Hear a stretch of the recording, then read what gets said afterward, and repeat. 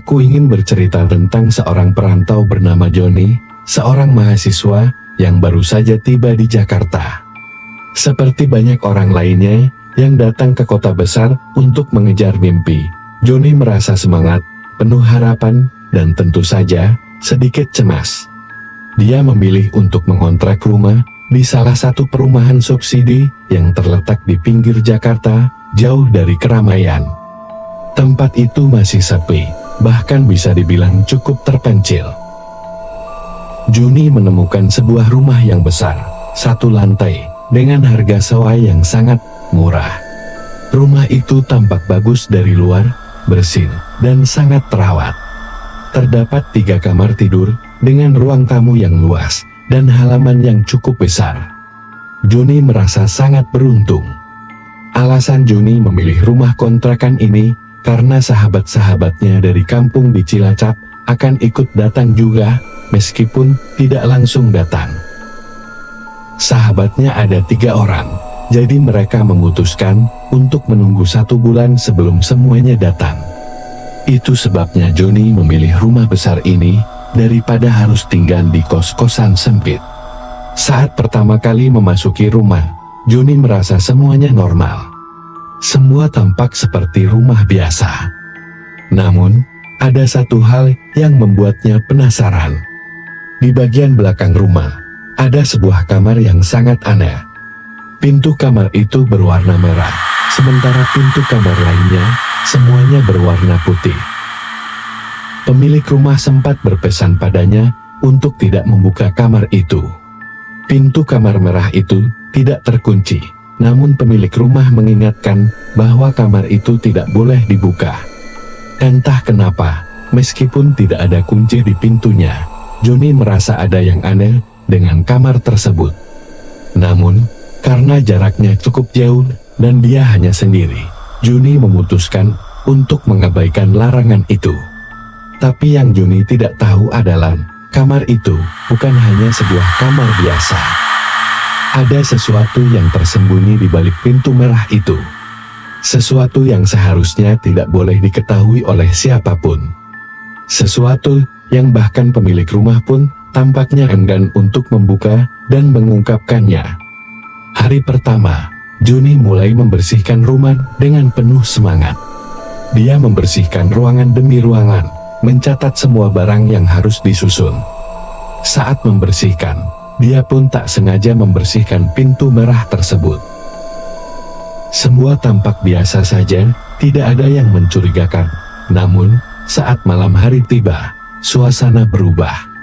Setelah semua barang tersusun rapi, Joni duduk di bangku ruang tamu, menonton televisi. Malam itu sepi, hanya ada suara TV yang menyemarakkan suasana. Tiba-tiba, terdengar suara ketukan dari pintu. Keras, seperti ada seseorang yang sedang menunggu di depan.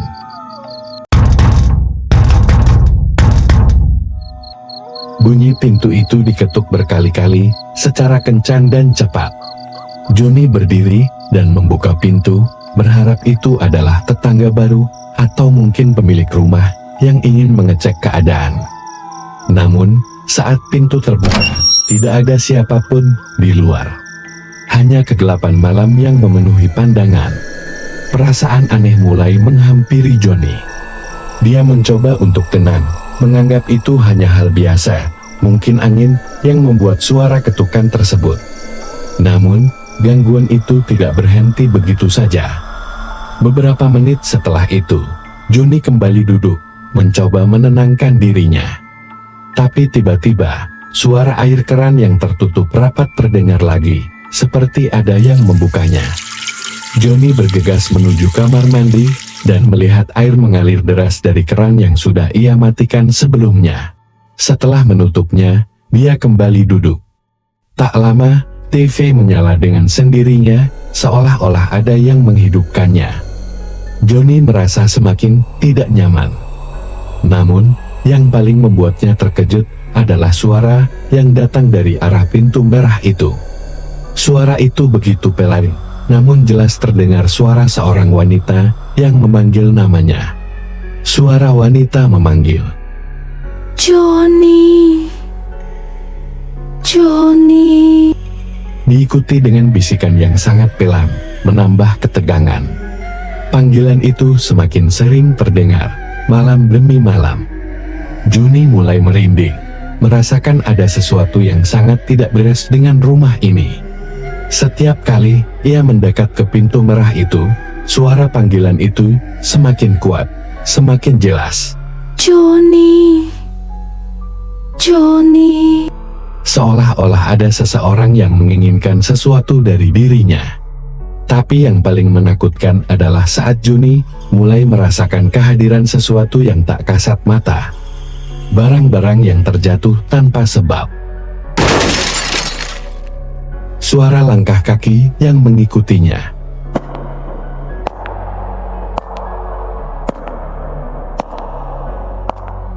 Dan kadang-kadang dia merasa ada yang memperhatikannya dari dalam kamar itu. Rasanya seperti ada yang selalu mengawasinya, menjadikan suasana rumah itu semakin menakutkan. Akhirnya, setelah bertahan selama beberapa malam, Johnny memutuskan untuk bercerita kepada sahabatnya di dekat kampus. Namun, mereka semua hanya tertawa dan menganggapnya bercanda sambil mengatakan, "Alah, ngawur lu, mana ada sih yang begituan?" Mereka tidak percaya cerita horor yang Johnny alami. Johnny kembali ke rumah, merasa kesepian dan takut. Dua temannya masih belum datang, dan dia harus menghadapi semuanya seorang diri. Setelah beberapa hari, rasa penasaran Johnny mengalahkan rasa takutnya. Dia mulai merasa ada yang harus diungkapkan, ada yang perlu diketahui. Panggilan suara itu terlalu kuat, terlalu jelas untuk diabaikan begitu saja. Pintu merah itu, yang selama ini dia hindari, kini seolah memanggilnya untuk dibuka. Dengan tangan yang gemetar, Johnny perlahan membuka pintu merah itu. Suara pintu yang berderit terdengar keras, menambah ketegangan yang semakin memuncak. Saat pintu terbuka, Johnny melihat sesuatu yang sangat mengejutkan. Di dalam kamar itu, terdapat sebuah ruangan yang tampak kotor, berantakan, dengan simbol-simbol aneh di dinding. Ada bau busuk yang sangat kuat, dan di tengah-tengah ruangan, terlihat altar dengan benda-benda ritual yang sangat menyeramkan. Semua itu seakan-akan mengisyaratkan bahwa ruangan ini digunakan untuk sebuah ritual pesugihan.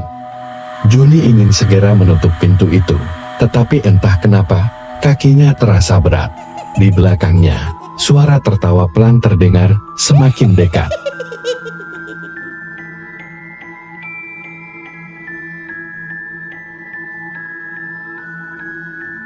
Saat dia berbalik, ada sosok wanita berbaju merah, dengan rambut yang kusut, dan wajah yang tidak terlihat.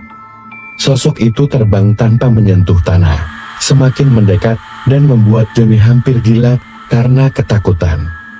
Dan akhirnya dia terpingsan. Esoknya Johnny terbangun dan lupa dengan kejadian yang menimpanya malam itu. Dia berpikir itu hanya mimpi, karena Johnny terbangun di sofanya. Seakan-akan hantu itu yang memindahkannya. Sejak saat itu, gangguan semakin parah. Johnny tidak bisa tidur. Setiap malam, dia diganggu oleh penampakan-penampakan yang semakin menyeramkan, mulai dari suara langkah kaki, hingga serangan fisik yang membuat tubuhnya lebam. Wanita berbaju merah itu terus mengikutinya, terbang di sekitar rumah, seolah-olah tidak akan pernah meninggalkannya. Johnny kini tahu, ada sesuatu yang sangat gelap dan berbahaya di rumah kontrakan itu, sesuatu yang tak seharusnya dia ungkapkan. Tapi semuanya sudah terlambat. Sejak membuka pintu merah itu, kehidupannya berubah selamanya. Terdengar suara tertawa hantu yang semakin mengerikan, lalu suara pintu yang tertutup dengan keras.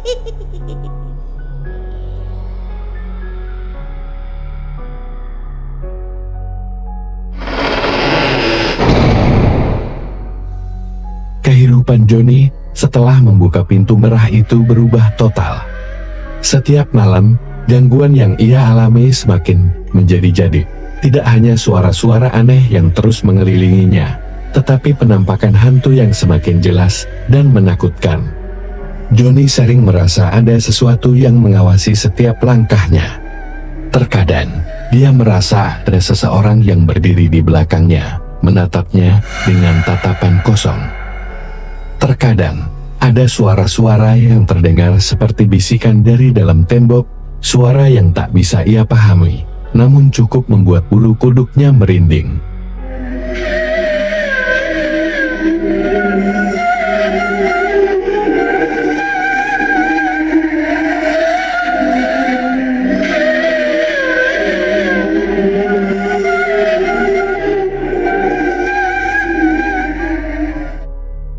Namun, yang paling menakutkan adalah setiap kali Johnny mencoba tidur. Di setiap sudut kamarnya, dia merasa ada sesuatu yang bergerak, sesuatu yang sangat gelap dan berat. Kadang-kadang, ia mendengar suara langkah kaki yang pelan, namun pasti, semakin mendekat, semakin dekat.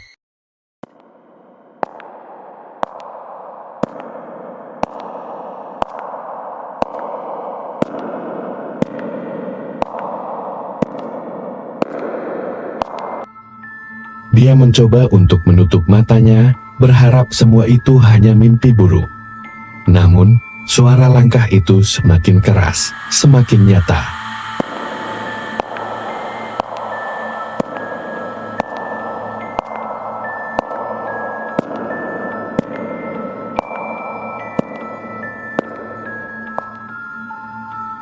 Pada suatu malam yang mencekam, saat Johnny sudah tidak sanggup menahan ketakutannya lagi, ia memutuskan untuk kembali membuka kamar merah itu, untuk mencari jawaban. Entah kenapa, dia merasa ada kekuatan yang mengharuskannya untuk melakukannya. Ada sesuatu yang memanggil, sesuatu yang tak bisa diabaikan lagi. Ayo ke sini, Johnny. Ayo sini. Dengan tangan yang gemetar, Johnny melangkah ke pintu merah itu sekali lagi. Kali ini, tidak ada suara yang menyambutnya, tidak ada bisikan, hanya keheningan yang sangat tebal. Hatinya berdebar kencang, namun ia tahu bahwa ini adalah satu-satunya cara untuk mengakhiri semua rasa takut ini. Ketika pintu itu terbuka, Johnny kembali terperanjat. Kali ini, ruangan di balik pintu itu tampak berbeda. Sebelumnya, ruangan itu tampak kotor dan berantakan, seperti tempat ritual pesugihan. Namun kini, ada sesuatu yang jauh lebih mengerikan. Di tengah-tengah ruangan itu, ada sebuah kursi besar yang terbuat dari kayu hitam. Di atas kursi itu, ada sebuah patung wanita dengan rambut panjang yang kusut, mengenakan gaun merah darah. Wajahnya tak terlihat, namun matanya yang kosong dan mulutnya yang ternganga membuat Johnny merasa seakan-akan patung itu sedang menatapnya. Tiba-tiba, Johnny merasa pusing.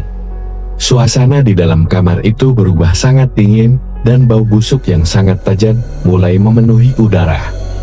Johnny merasa seperti terjebak di dalam sebuah dunia yang tidak bisa ia pahami. Semua perasaan takut, cemas, dan gelisah bercampur menjadi satu, menyelimuti dirinya. Pada saat itu, suara tawa wanita yang mengerikan terdengar jelas.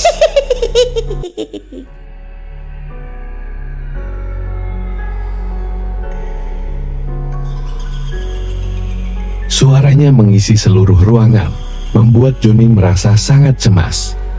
Tanpa sadar, Johnny mundur beberapa langkah, namun kakinya terasa berat. Suara tawa itu semakin keras, seolah-olah ada yang memanggil namanya dari kegelapan. Johnny mencoba untuk berbalik, berlari keluar dari kamar itu, namun ada sesuatu yang menghalangi langkahnya. Di sudut ruangan, dia melihat sosok wanita berbaju merah yang terbang tanpa menyentuh tanah. Wajahnya tidak terlihat, namun ada cahaya merah yang bersinar dari tubuhnya.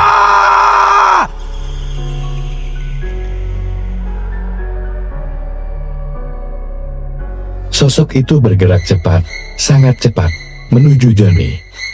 Johnny berlari tanpa menoleh ke belakang. Dia berlari melewati lorong rumah. Namun suara langkah kaki itu terus mengikuti, semakin dekat, semakin dekat. Sosok wanita itu terbang mengejarnya dengan gerakan yang sangat cepat, seperti bayangan merah yang mengejar mangsanya. Johnny tak bisa berhenti. Keringat dingin mengucur deras dari tubuhnya. Seorang arah nyawanya tergantung pada langkah-langkah cepatnya.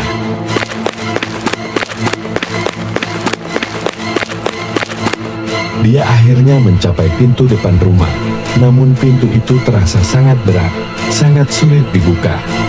Sosok wanita berbaju merah itu semakin dekat, dan Johnny bisa merasakan hawa dingin yang sangat tajam di lehernya.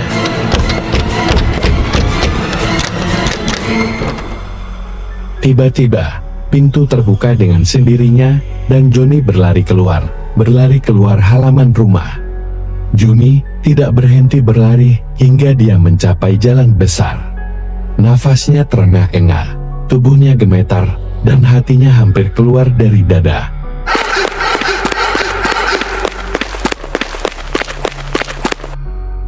Ia menoleh ke belakang, dan sosok itu sudah tidak ada. Rumah kontrakan itu tampak sunyi, sepi, seolah-olah tak ada yang terjadi. Namun, meskipun Johnny merasa sedikit lega, perasaan takut itu tidak pernah benar-benar hilang. Sejak malam itu, Johnny tidak pernah kembali lagi ke rumah kontrakan itu. Dia tinggal sementara di rumah temannya, namun malam-malam yang sunyi masih terus mengganggunya. Terkadang, dia masih mendengar suara panggilan dari arah pintu merah itu, suara yang tak bisa dia lupakan. Ayo ke sini, Johnny. Ayo sini. Johnny tidak pernah bisa melupakan malam itu. Sejak dia berlari keluar dari rumah kontrakan yang penuh dengan teror itu, hidupnya tidak pernah sama lagi. Meskipun dia tinggal sementara di rumah temannya, perasaan takut yang mendalam terus menghantui setiap langkahnya. Kadang-kadang, saat dia berada di kamarnya, dia masih bisa mendengar suara bisikan lembut, memanggil namanya dari kejauhan. Johnny. Johnny. Sini. Suara itu terdengar seperti angin yang berbisik, namun sangat jelas dan terasa begitu dekat. Dia berusaha untuk tidak mempedulikannya, mencoba untuk melanjutkan hidup seperti biasa, tapi ketakutan itu selalu ada, menghantuinya di setiap sudut. Malam itu terdengar suara detak jam yang pelan, diikuti dengan bisikan angin yang semakin keras.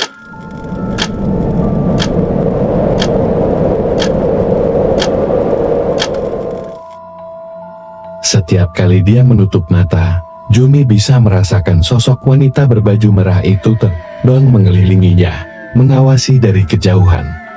Terkadang, dia melihat bayangan merah itu melayang di depan pintu kamarnya, atau mendengar suara langkah kaki yang sangat pelan, namun pasti, mendekat ke tempat tidurnya. Namun yang lebih mengganggunya, adalah mimpi buruk yang terus datang setiap malam. Dalam mimpinya, dia selalu berada di dalam rumah kontrakan itu lagi, berjalan di lorong yang panjang dan gelap. Pintu merah itu selalu terbuka, menunggu untuk dia masuki. Meskipun dia berusaha untuk tidak mendekat, ada kekuatan yang membuatnya ingin melangkah lebih dekat, ingin membuka pintu itu sekali lagi. Terdengar suara langkah kaki yang semakin dekat, napas yang terengah-engah.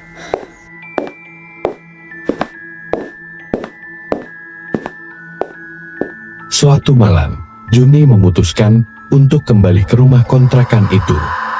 Setelah beberapa minggu berlalu, dia merasa penasaran, rasa takutnya mulai bercampur dengan keinginan untuk mengetahui kebenaran tentang apa yang sebenarnya terjadi di balik pintu merah itu.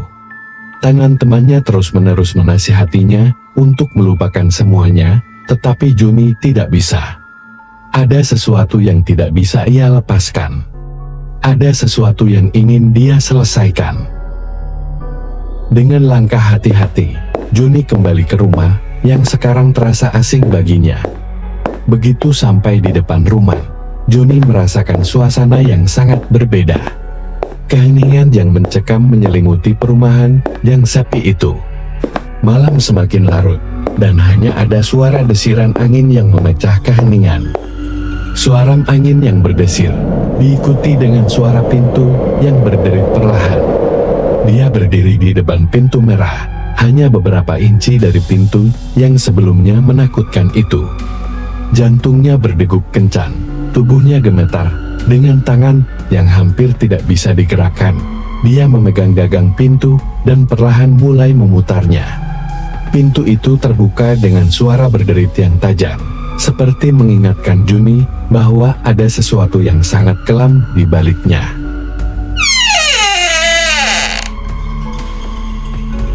Juni melangkah masuk ke dalam kamar itu lagi. Ruangan yang sebelumnya kotor dan berantakan kini tampak lebih gelap, lebih suram. Bau busuk yang sama masih menyelimuti udara, dan simbol-simbol ritual yang tercatat di dinding semakin tampak jelas. Namun kali ini, Joni merasa seperti ada yang berbeda. Ada semacam perubahan yang terasa di udara. Seolah-olah ruangan ini bukan hanya sebuah tempat, tetapi sebuah entitas yang hidup, yang menginginkan sesuatu darinya. Tiba-tiba, suara tawa wanita yang mengerikan terdengar di belakangnya. Joni terlonjak kaget. Dia berbalik, dan kali ini dia melihat sosok wanita berbaju merah itu dengan jelas. Wanita itu terbang, melayang di udara tanpa menyentuh tanah. Matanya yang kosong menatap Joni dengan tatapan yang membuat darahnya membeku. Joni merasa seperti jiwanya tercabut dari tubuhnya. Dia berlari, mencoba keluar dari kamar itu, tetapi pintu yang tadinya terbuka lebar kini tertutup rapat, tidak ada cara keluar. Sosok wanita berbaju merah itu semakin dekat, wajahnya yang tidak terlihat, hanya bayangan hitam yang menakutkan. Dan kemudian, tiba-tiba Juni merasa ada tangan yang kuat menariknya. Tangan itu menggenggam erat pergelangan tangannya, dan tubuhnya seolah tidak bisa bergerak. Dalam sekejap, Joni merasakan dirinya terjatuh, seolah ditarik ke dalam kegelapan yang dalam. Saat Joni terjatuh ke dalam kegelapan itu, dia mendengar suara wanita itu lagi, lebih jelas dari sebelumnya. Joni. Kali ini, suara itu terasa lebih dekat, lebih dalam, seolah-olah wanita itu tidak lagi berbicara dari kejauhan, tetapi langsung di telinganya. Joni berteriak, berusaha Tolong! melepaskan diri, namun Tolong! tidak bisa. Tubuhnya seolah terhimpit oleh kekuatan yang tidak terlihat, dan suasana di sekitar semakin berat. Akhirnya, setelah beberapa saat yang terasa seperti berabad-abad, suara itu menghilang, dan Joni terjatuh ke lantai. Namun, begitu dia membuka matanya, dia tidak lagi berada di dalam kamar merah itu. Dia berada di tempat yang sangat berbeda, dalam kegelapan yang pekat, dengan suara bisikan yang terus-menerus memanggilnya. Joni. Juni tidak tahu apa yang terjadi, dan sebelum dia bisa berpikir lebih jauh, dunia di sekitarnya berubah menjadi gelap gulita. Suara keheningan yang mencekam, diikuti dengan desiran angin yang sangat pelan. Sejak malam itu, Juni tidak pernah ditemukan lagi, karena dia sudah pergi dari rumah itu.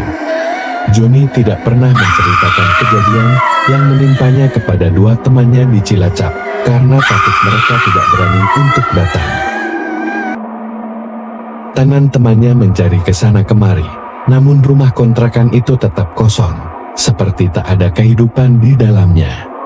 Para tetangga yang pernah mendengar cerita Joni, mulai merasakan ada yang aneh, tapi mereka hanya bisa berdiam diri. Namun, ada cerita yang beredar di kalangan orang-orang yang tinggal di sekitar sana. Beberapa orang mengaku melihat sosok wanita berbaju merah di sekitar rumah kontrakan, sementara yang lain mengatakan mereka mendengar suara bisikan, memanggil nama seseorang, meskipun tidak ada orang di sekitar. Rumah itu kini kosong, dan meskipun tak ada yang berani menyewa atau mengontrak rumah tersebut, pintu merah itu tetap berdiri kokoh. Tidak ada yang tahu siapa atau apa yang ada di balik pintu itu. Mungkin ada beberapa rahasia yang seharusnya tetap terkunci, dan ada beberapa tempat yang tidak seharusnya kita jelajahi. Karena ketika kita membuka pintu-pintu yang seharusnya tidak dibuka, kadang-kadang kita tidak hanya membuka dunia yang gelap, tapi juga membuka sesuatu yang tak bisa lagi kita hentikan. Setelah kejadian itu, nama Joni hilang dari perbincangan, seolah dia lenyap begitu saja. Rumah kontrakan itu menjadi lebih sunyi, lebih sepi dari sebelumnya. Tidak ada lagi yang berani menyawanya, bahkan tidak ada yang berani lewat di depan rumah itu, terutama pada malam hari. Namun, ada yang mengatakan bahwa setiap kali seseorang berani melintas pada tengah malam, mereka sering mendengar suara ketukan dari dalam rumah. Suara ketukan pelan di pintu, berturut-turut, semakin keras seolah menginginkan perhatian. Banyak orang yang merasa penasaran, tetapi tidak ada yang berani membuka pintu itu, takut mereka akan merasakan hal yang sama seperti yang dialami Joni. Di sekitar rumah, keheningan terasa semakin mencekam. Malam demi malam, rumah itu tetap tampak gelap, bahkan jika lampu-lampu di rumah sekitarnya menyala terang. Seolah ada sesuatu yang menghalangi cahaya dari dalam rumah itu.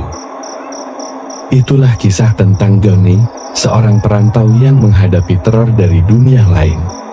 Dia hanya ingin mencari tempat tinggal yang nyaman untuk belajar, namun yang ia temui malah sebuah dunia yang tak terjangkau oleh akal sehat. Terkadang, apa yang tampak biasa di luar, bisa menyimpan misteri yang jauh lebih gelap dari yang kita bayangkan. Jadi, teman-teman, ingatlah, kadang sebuah pintu yang terlihat biasa, bisa menyembunyikan rahasia yang tak terungkap. Dan terkadang, rasa penasaran bisa membawa kita ke tempat yang sangat berbahaya. Kalau kalian suka cerita ini, jangan lupa like, komen, dan subscribe untuk cerita horor lainnya. Dan ingat, kalau kalian melihat pintu merah yang tak pernah dibuka, jangan pernah mencoba membukanya. Sampai jumpa di cerita selanjutnya. Dan jangan lupa matikan lampu.